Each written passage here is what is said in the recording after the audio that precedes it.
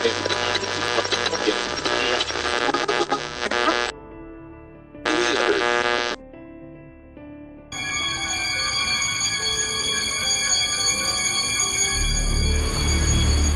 is Derby. 2 years ago, the indigenous Pakistani Muslim community were charged with the task of welcoming thousands of Kurdistan asylum seekers. Normanton Road became the front line in a showdown. On one side, the city's Pakistani population, a community with a long history in Derby. On the other, an influx of 2,000 Kurdish men. Had been dumped in the city on government orders. Didn't take long to reach boiling point. This is where it all kicked off. At the NatWest Bank automated teller machine on Normanton Road. Pakistani pushed into the queue and a Kurd took exception. Or a Kurd pushed into the queue and a Pakistani took exception. We can't be entirely sure, but one thing's for certain. There was trouble. People gathered very quickly, and as the situation escalated, what you basically had was a standoff between Pakistani men and Kurdish men. Pretty soon we had an incendiary gathering of young men. To the right, a bunch of angry Kurds. To the left, a phalanx of intemperate Pakistanis, glowering at each other and shouting abuse in the standoff of Pear Tree Road. From the Kurdish community, there may have been a good few hundred people within minutes, you know, because people called. And same with the Pakistani community, as people heard about it, they gathered in numbers. So you had a few hundred people on either side.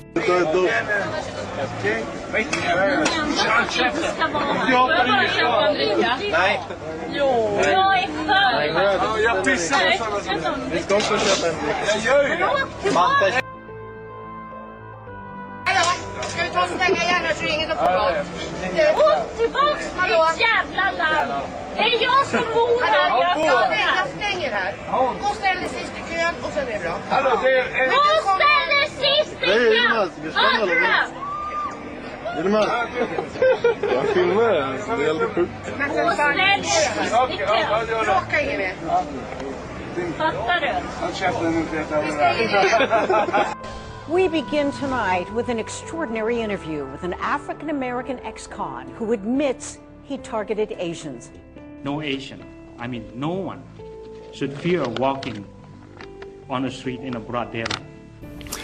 Carol Tater, a Toronto-based academic, is quoted in the December 24th issue of the local paper here in Halifax, the Chronicle Herald, as saying, "The problem of racial profiling in Canada, both historically and currently, is a national crisis across the country."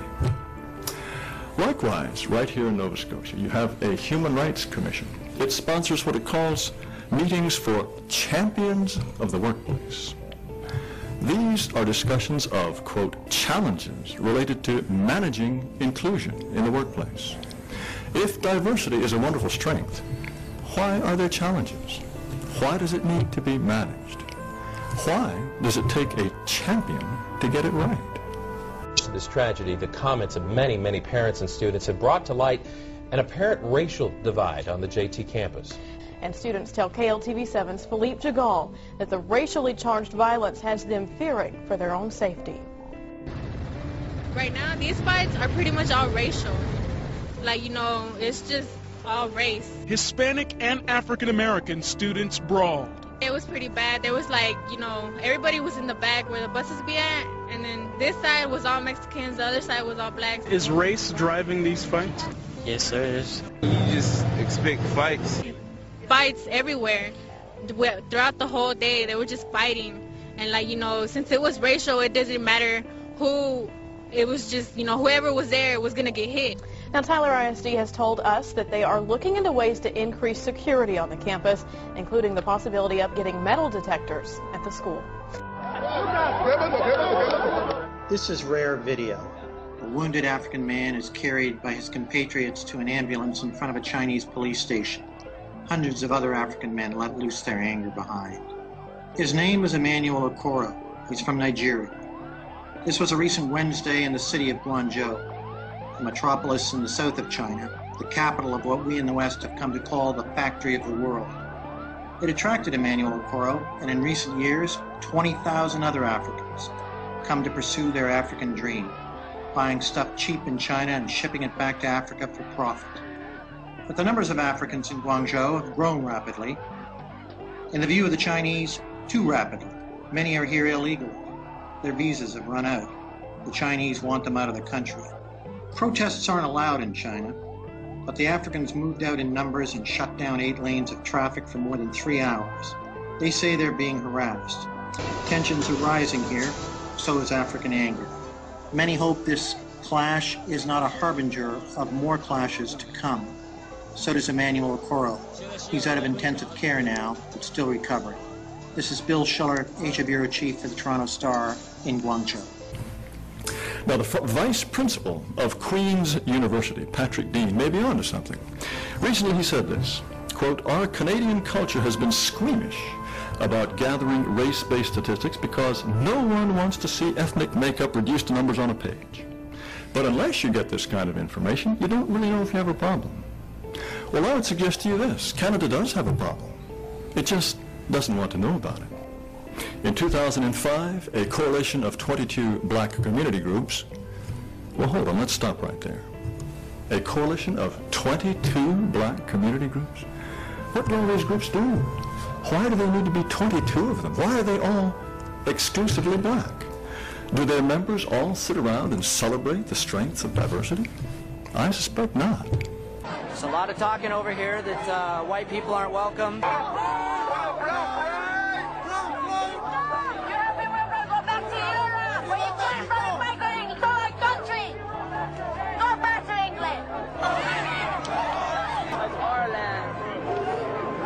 Someone threw a full bottle of water, and hit her on the head.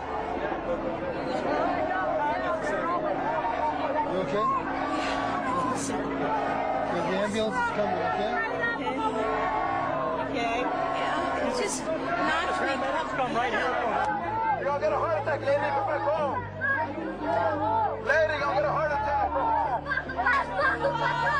Los quedamos hasta que se vaya.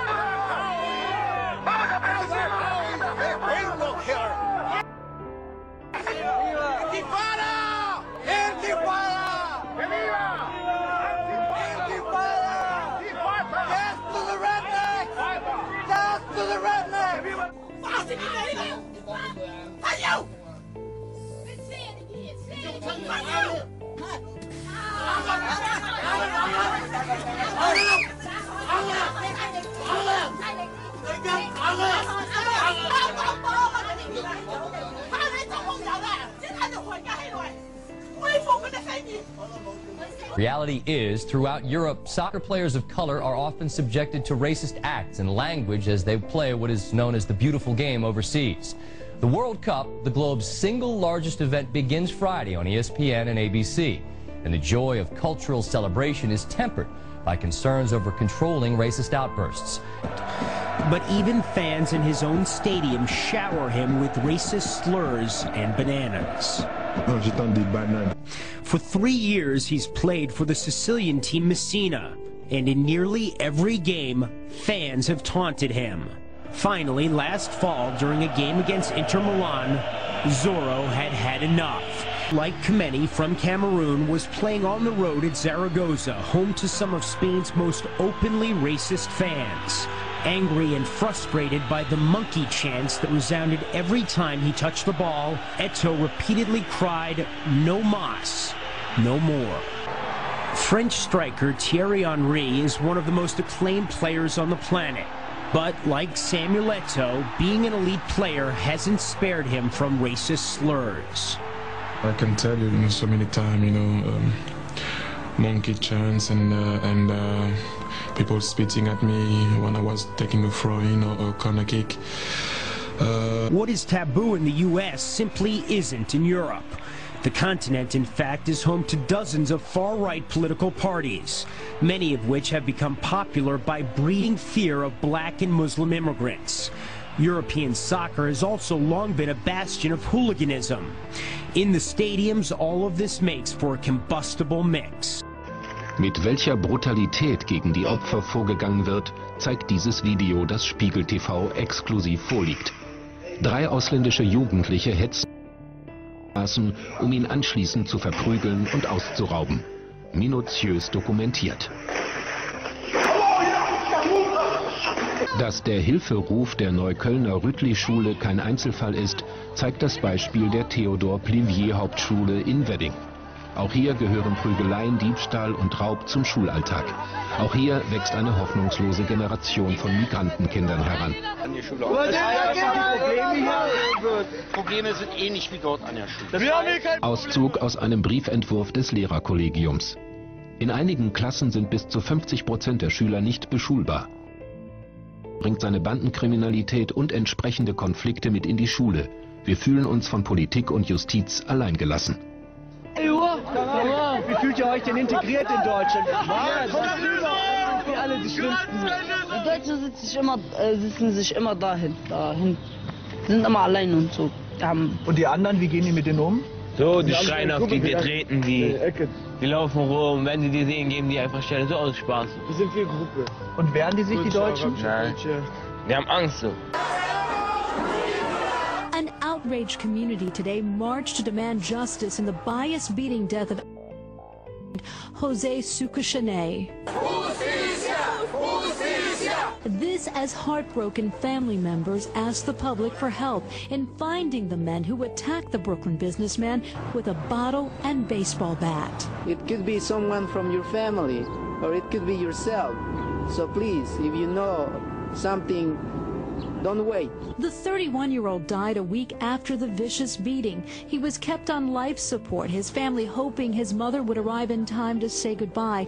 She flew in from Ecuador but didn't get here in time. She is deeply saddened by the loss of her son, Jose. Authorities say the suspects yelled out anti-Latino and anti-gay slurs at Sukushane, who was walking arm in arm with his brother, Romel.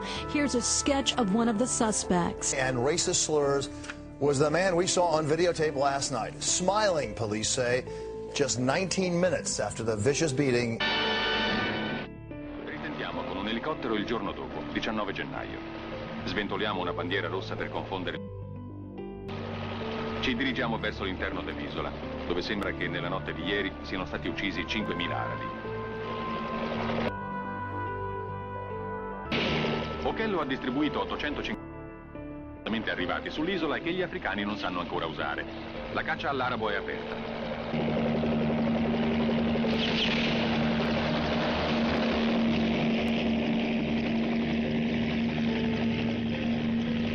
Queste immagini sono l'unico documento esistente di ciò che è avvenuto a Zanzibar tra il 18 e il 20 gennaio 1964.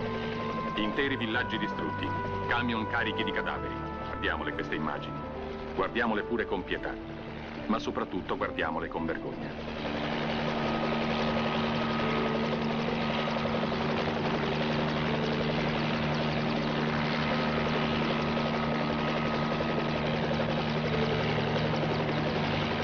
Interminabili file di prigionieri che si avviano verso i luoghi del massacro.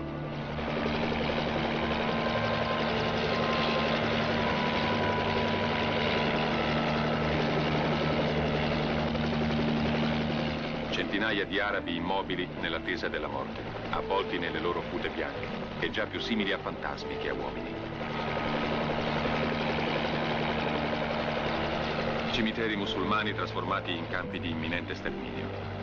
Donne e bambini tremanti sotto la minaccia dei fucili.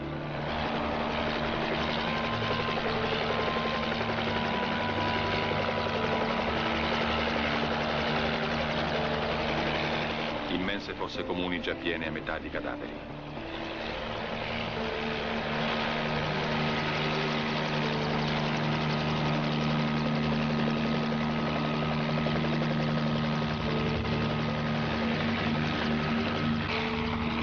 E forse la più spietata fucilazione in massa di tutta la macabra antologia della morte.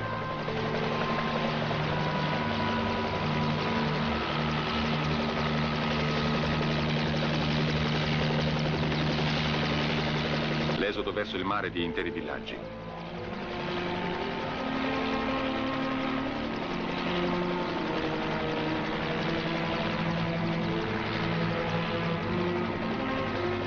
Il disperato arrembaggio alle barche impantanate nella bassa marea. La corsa disperata verso una salvezza impossibile. Poi, il giorno dopo.